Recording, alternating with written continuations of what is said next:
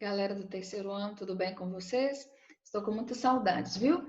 Eu vou começar compartilhando com vocês aqui uma explicação sobre o que eu facilitei para vocês a entrega das atividades, tá certo? Depois da semana passada, a gente recebeu mais orientações, então eu resolvi facilitar para vocês, tá? Então, olha só. Primeiro, é muito importante nome completo e turma, lembrando que isso tem que estar bem grande lá na primeira folha, tá? As atividades têm que ser separadas por semana, primeira semana, segunda semana, terceira semana e quarta semana. O envio é tudo junto, né? Todas as atividades juntas, no dia 17/6, que é uma quarta-feira. Se você for optar por enviar pelo WhatsApp, tem que ser no privado, não é no grupo da sala, senão vai virar uma confusão. Se você quiser enviar por e-mail, que eu até prefiro, você vai enviar aqui no carolgeografia@outlook.com. Como enviar? 5 formas de envio, você pode escolher a seu critério, tá? Você pode fazer igual seria o ideal, você fazer a apostila no Word e me mandar por e-mail. Você pode fazer a apostila pelo Word e me mandar via WhatsApp. Você pode, como eu disse para você, usar o bloco de notas ou mensagens e me mandar pelo WhatsApp. E você pode, sim, abrir mão disso aqui, tá? Uma foto legível da apostila via WhatsApp, mas tem que estar escrito o seu nome na apostila lá de caneta para eu saber que é a sua, tá? E você pode também mandar uma foto do seu caderno também, escrito com caneta lá o seu nome para eu saber que é o seu caderno, tá? Lembrando que tem que ser legível, tá? Nós vamos passar agora para a nossa apostila, onde a gente vai falar lá da atividade da segunda semana, tá? Continuamos falando aí sobre globalização, tá? O tema continua sendo globalização. Mas o que é globalização? Globalização é esse processo de integração, de inter-relação mundial, que envolve economia, cultura, informação, e, claro, também fluxo de pessoas, embora isso tenha que ficar muito claro para vocês que isso não é incentivado, tá? Esse fenômeno se instrumenta pela difusão dos avanços aí dos meios de transporte e principalmente pelos meios de comunicação, como a internet, tá? O termo globalização passou a ser considerado por muitos um processo gradativo que iniciou-se lá na expansão marítima europeia, lá no século XVI, né? E se difundiu aí no meio intelectual a partir da década de 1980, tá? Na década de 90, todo mundo já usava essa palavra aí, globalização, né? Essa globalização, ela é marcada aí por algumas características: difusão do neoliberalismo, tecnologia, integração econômica e comercial entre os países, formação e expansão de blocos econômicos, fortalecimento de instituições internacionais como a OTAN e a ONU, tá? Mas, sem sombra de dúvida, o grande símbolo aí da globalização são as empresas transnacionais, tá? O que são as empresas transnacionais?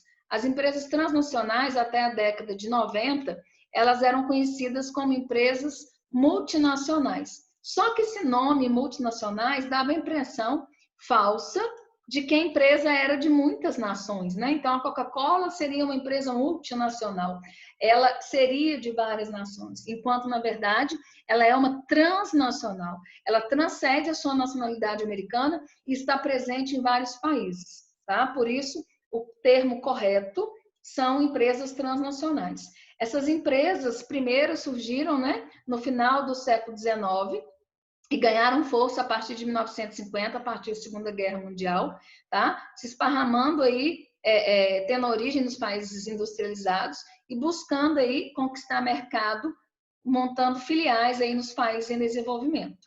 Para os países em desenvolvimento, a instalação dessas empresas em seu território é positivo. Por quê? Porque gera postos de trabalho, além de promover a industrialização da região, tá? Por sua vez, as transnacionais utilizam como critérios para montar suas filiais locais com potencial de mercado consumidor, infraestrutura, matérias-primas, energia e mão de obra barata, além de possíveis doação de terrenos e isenções de impostos. Por exemplo, né?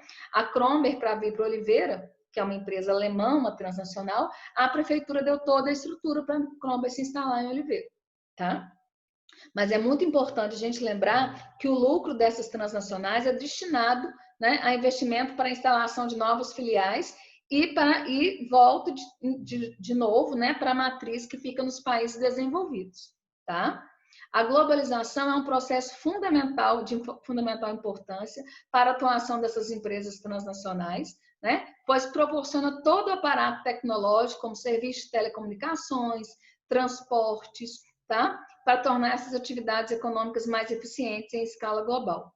Atualmente, há um registro aí de cerca de 40 mil empresas transnacionais em atividade, sendo a maioria delas de países industrializados. No entanto, existem empresas aí de origem indiana, mexicana, brasileira, que são empresas de países subdesenvolvidos, tá? E aqui cito alguns exemplos, né, de empresas transnacionais que são brasileiras, tá? A Vale do Rio Doce, né? Embora aqui, né, eu vou até corrigir aqui que ela não chama mais Vale do Rio Doce, tá? Ela se chama apenas Vale, tá? Você não pode colocar Vale do Rio Doce mais, que ela foi privatizada em 1998, tá? Ela era estatal, hoje não, ela é uma empresa de capital aberto, né? Ela se movimenta por ações.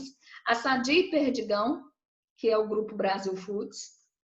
Essa WEG, confesso a vocês que eu não conhecia. É uma empresa de equipamentos eletrônicos e automação. Ela faz planta para instalação de empresas no mundo inteiro. A Alpargatas, que é o grupo da Havaianas, tá? E a Gerdau, que fornece aí, por exemplo, ferro, né, vergalhões para o mundo inteiro. Enquanto a Vale é uma mineradora, a Gerdau, ela é uma... Ai, meu Deus, esqueci o nome da empresa que transforma o mineral em metal. Depois eu vou lembrar para vocês e falo para vocês, agora me deu um branco, tá? Empresas transnacionais conhecidas mundialmente. Coca-Cola, Pepsi, Unilever, McDonald's, Nestlé, Nike, Adidas, Puma, Volks, General Motors, Toyota, Nokia, Sony, Siemens, Peugeot, Vivo, entre outras aí, tá? Essas empresas estão aí no nosso dia a dia, né? Aí perguntou aqui no número 1. Pesquise em sua casa rótulo ou etiqueta de 8 produtos que você utiliza no seu cotidiano. Eu vou dar uma dica para vocês, para facilitar o número 2. Preencha aqui do número 1 ao número 8 e coloca aqui o país de origem. Depois, no número 2, é só você colocar um número dentro do mapa, tá? Mas se você não conseguir fazer o número 2, eu confesso a vocês que eu não vou ficar cobrando, não. Principalmente se for fazer pelo Word, tá? Então, eu coloquei aqui, ó, número 1 meu. Celular, Samsung, Coreia do Sul. Número 2, TV, Samsung, Coreia do Sul. Número 3, Coca-Cola, Estados Unidos. Número 4, Omo Líquido, Unilever, Estados Unidos. Colgate, Colgate-Palmolive, Estados Unidos. A minha geladeira, Electrolux, Suécia. Cerveja Skol, Ambev, Brasil, que é uma multinacional também, tá? E número 8, Havaianas, Brasil. Então, eu fiz numerando. E aí, é só localizar aqui no número 2. Quem não conseguir fazer o número 2, quem estiver aí fazendo hoje, não precisa se preocupar, tá? Aí tá assim, a partir da análise do mapa e da tabela, responda. Você está isolado ou está inserido na globalização? Explique. Nós estamos aí inseridos no processo de globalização, né? Nós temos acesso a produtos globais, usamos internet, usamos recursos aí tecnológicos avançados, graças a Deus. Então, nós estamos inseridos aí nesse processo de globalização. Lembrando que a globalização gera muita exclusão, tá? A atividade número 4, ela tem aqui, né, um pedaço da música do Arnaldo Antunes que chama Disneylândia, falando aqui ó, das multinacionais japonesas que se instalam empresas em Hong Kong e por aí vai.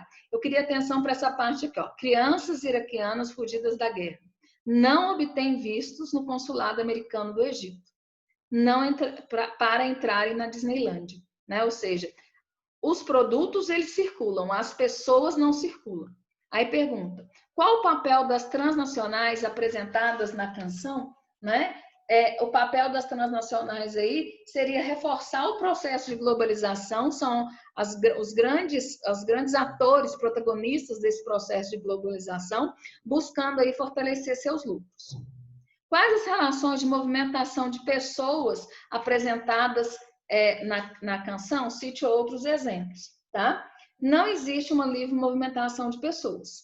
Pelo contrário, é cada vez maiores, né, o número de barreiras que os países levantam, né, para proibir a movimentação aí de imigrantes. Nós podemos dar como exemplo aqueles milhares de imigrantes que morrem todos os anos tentando chegar à Europa pelo mar Mediterrâneo. A construção do muro separando os Estados Unidos com o México, por exemplo, tá? Nós terminamos assim a nossa segunda semana. Eu vou gravar para vocês o vídeo da terceira semana, logo aqui em seguida, viu?